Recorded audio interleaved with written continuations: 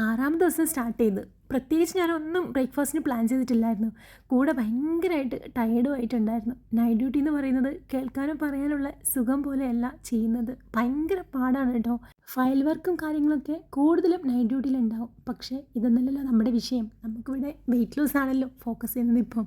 മിക്ക ദിവസവും പുറത്തുനിന്ന് ഫുഡ് ഡിപ്പെൻഡ് ചെയ്യാൻ കാരണം ഇതാണ് കേട്ടോ. ടയേർഡായി വന്ന് കിടന്നുറങ്ങിക്കഴിഞ്ഞാൽ പിന്നെ എഴുന്നേൽക്കുമ്പോൾ ഭയങ്കര വിഷമമായിരിക്കും. ഉണ്ടാക്കി കഴിക്കാനോ ഒന്നിനുള്ള ക്ഷമ ഉണ്ടാവത്തില്ല. പിന്നെ ഓർഡർ ചെയ്യുകയോ അങ്ങനെയൊക്കെയായിരിക്കും ചെയ്യുക. ഓർഡർ ചെയ്യുമ്പോൾ പിന്നെ പിസ്സ, ബർഗർ അതൊക്കെയാണ് മെയിനായിട്ട് നമ്മളെ കണ്ണു മുന്നിൽ പെടുന്നത്. ചുരുക്കി പറഞ്ഞാൽ വിശന്നിരിപ്പിക്കാനുള്ള ഒരു അവസരം കൊടുക്കരുത്. അതാണ് നമ്മളെ കൂടുതലും ജങ്ക് ഫുഡും ഫാസ്റ്റ് ഫുഡിലൂടെയൊക്കെ ഫോക്കസ് ചെയ്യുന്ന ഒരു മെയിൻ ടോപ്പിക്ക്. അപ്പോൾ ഇതാ സമയത്തിന് നല്ല ഹെൽത്തി ആയിട്ടുള്ള ഫുഡ് കഴിക്കുക. അതുകൊണ്ട് ഉറങ്ങുന്നതിന് മുന്നേ ഞാൻ നല്ലൊരു സാലഡ് ഉണ്ടാക്കി കഴിച്ചിട്ടുണ്ടായിരുന്നു.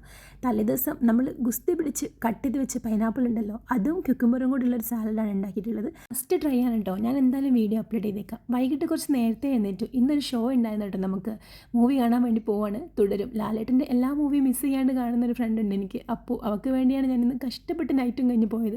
പിന്നെ ഇങ്ങനെ പോകാൻ പറ്റുമോ? ഒരുമിച്ചൊന്നും ഓഫ് ഒരിക്കലും കിട്ടാറില്ല.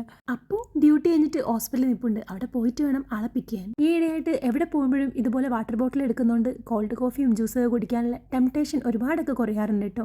എന്തായാലും ഉറക്കം നഷ്ടപ്പെടുത്തി പോയതിന് ഒരു കുറ്റബോധമില്ല കേട്ടോ. പടം അതുപോലെ 100 അടിപൊളി.